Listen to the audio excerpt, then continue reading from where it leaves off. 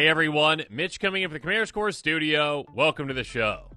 So on today's episode, I've got an exciting one for you with the most fun two-color budget commanders to play right now. Let's jump into them. After I remind you that there's a handy-dandy link in the description below for those commanders. And now, let's jump into them.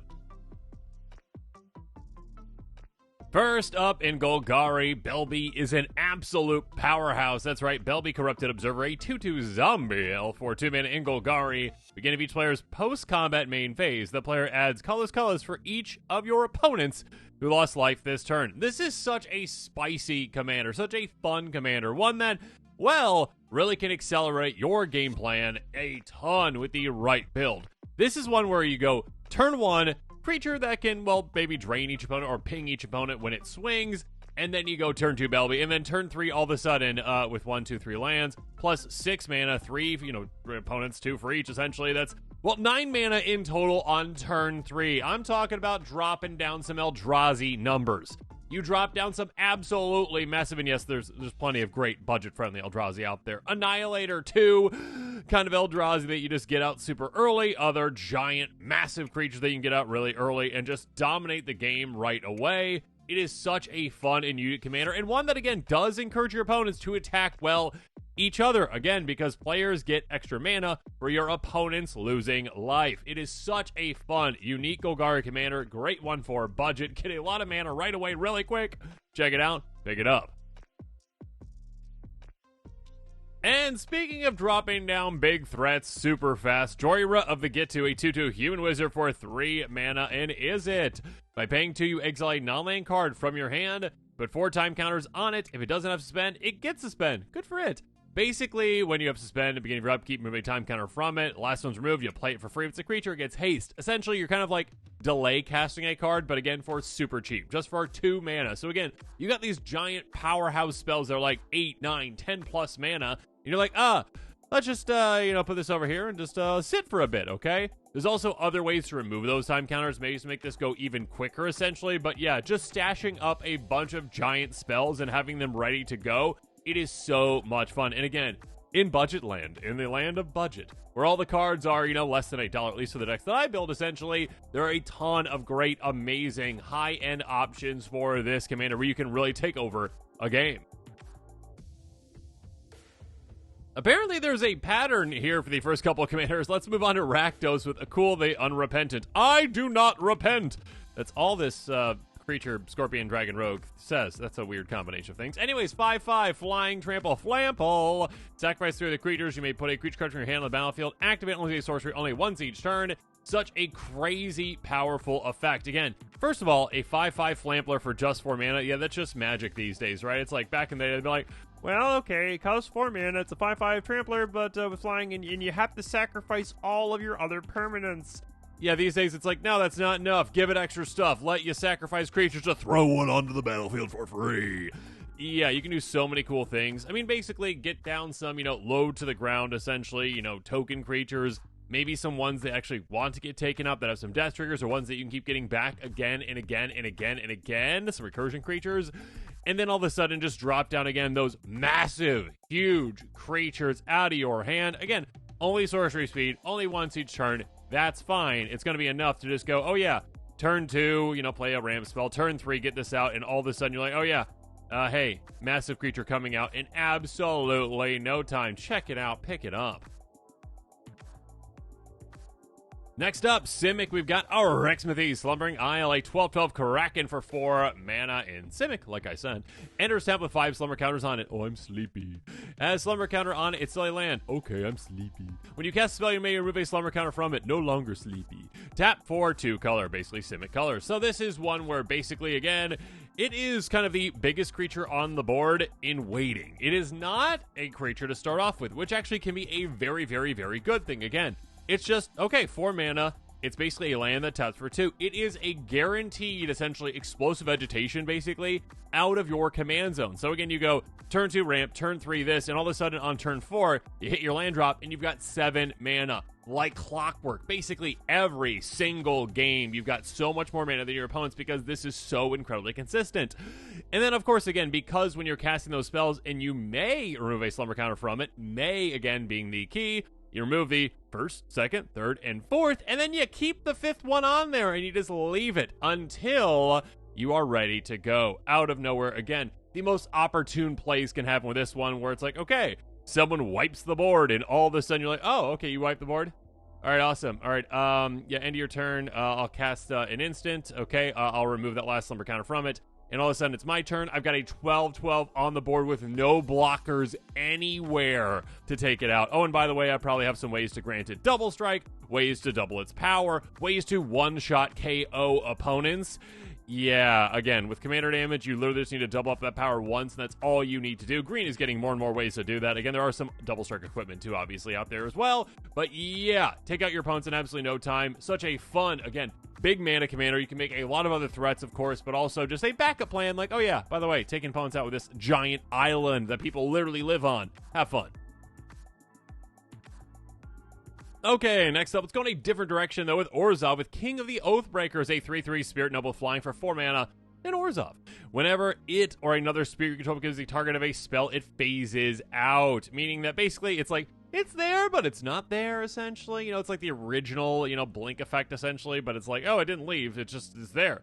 Oh, okay, well, where'd it go? No one knows. It's just gone, but not gone. Anyways, the counters stay on that thing. You know, equipment stays on it, auras stay on it. It's just gone, but it's there. Anyways, it's a good way to avoid opponents doing things to them. Anyways, by the way, hey, whenever it or another spirit control faces in, you make a tap 1/1 spirit with flying.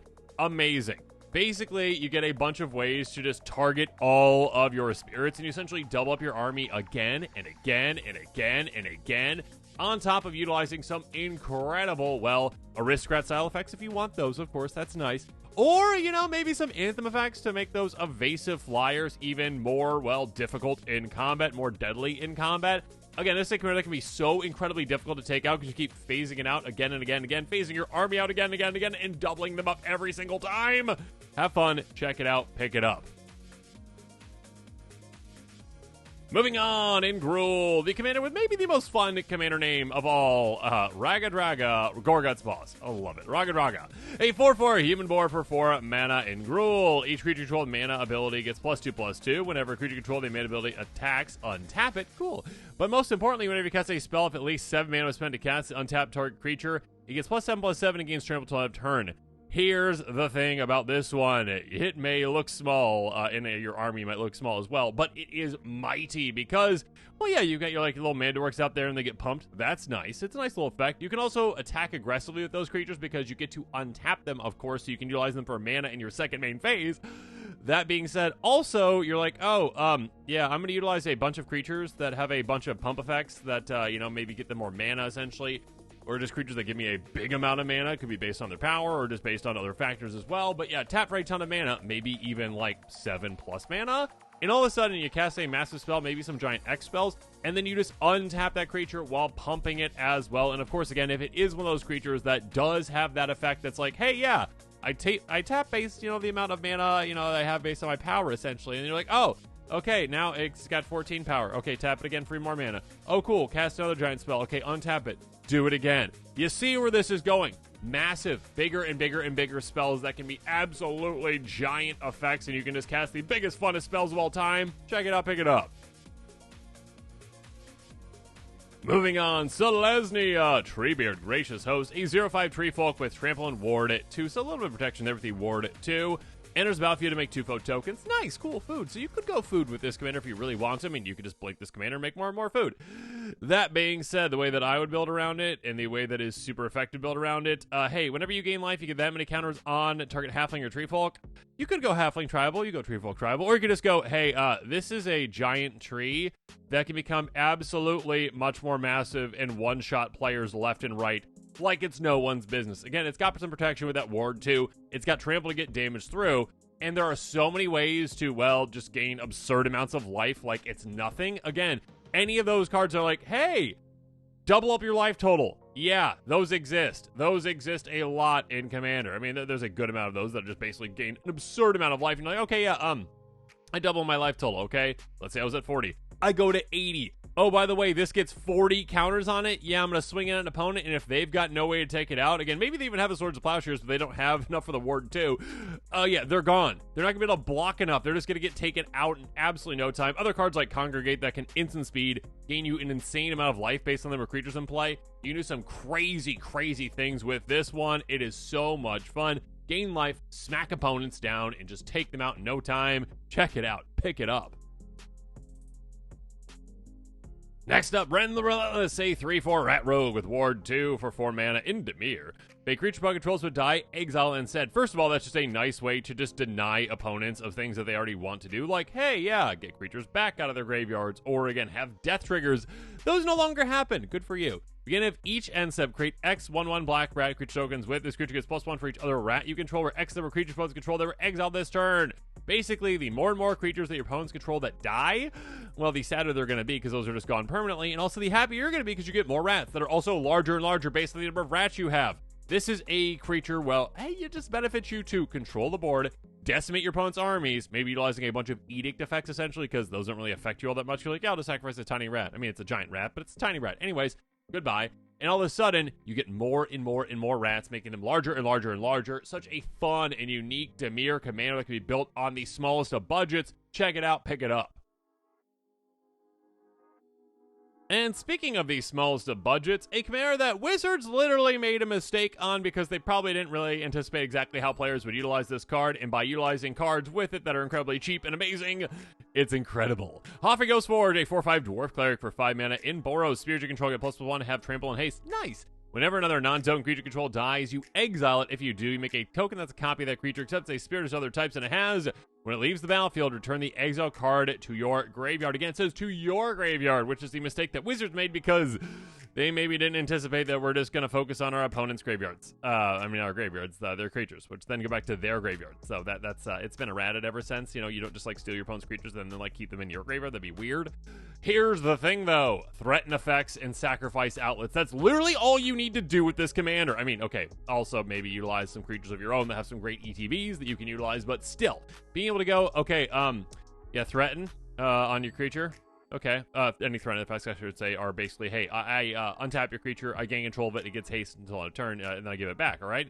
But I'm never giving it back, because I am stealing it, and then I'm sacrificing it, and then I get a token copy of it that now is stronger, +1 trample haste, because it's now a spirit. My opponent does not get that creature back. It's in exile right now, and if that creature ever does die, the token copy of it ever does die, well, good for that. That's okay. They get it back in their graveyard. Cool. All right. But it's basically like removal meets token clone copying of opponents' creatures. And also, again, if their creatures have ETBs, utilizing those. And also, if your creatures have ETBs, utilizing those. And also, populate effects, too. Do keep that in mind. There's so many exciting things you knew about this one. Again, take a look at my, episode on this one, my deck on this one. Pick it up. It is so much fun. Such a unique Boros commander. And finally, Yorion Sky Nomad, a 4/5 Bird Spirit for 5 mana in Azorius. It's got Companion, but again, ignore that because we are focusing on this as a commander. Flying, enters the battlefield, exile any number of other non-land permanents you own and control. From those cards, the battlefield, beginning of next end step. I should have mentioned too, actually, ignore the fact that it's Companion because that doesn't matter because you can't utilize it as Companion anyways because you can't have more than, 20 cards than your minimum deck size, unfortunately, in Commander. That being said, what matters to this one is it's a giant, massive, repeat blink effect, essentially, for your entire team. So basically, all you need to do is go, okay, I got a bunch of amazing ETBs. There's plenty of great budget creatures that have amazing ETBs. Like, okay, I've got those ETBs. What I'm going to do is, blink this with, like, any kind of a cloud shift type effect. Okay, this goes away, it comes back, and then it says, everything else is gone. Cool. They go back at the end step. Cool. I get all those ETBs again and again and again and again. And of course, there are loops to utilize as well, where it's like, yeah, I've got a creature that when it comes into play, it then blinks this. And then it does it again and again and again. And you see where all this value engine is coming from? It is so much fun, so incredibly powerful, so good on a budget. Check it out. Pick it up. And with that, this episode is coming to a close, so it's my turn to hear from you. In the comments below, let me know your thoughts are on this episode. And of course, as always, thanks again and have a good one.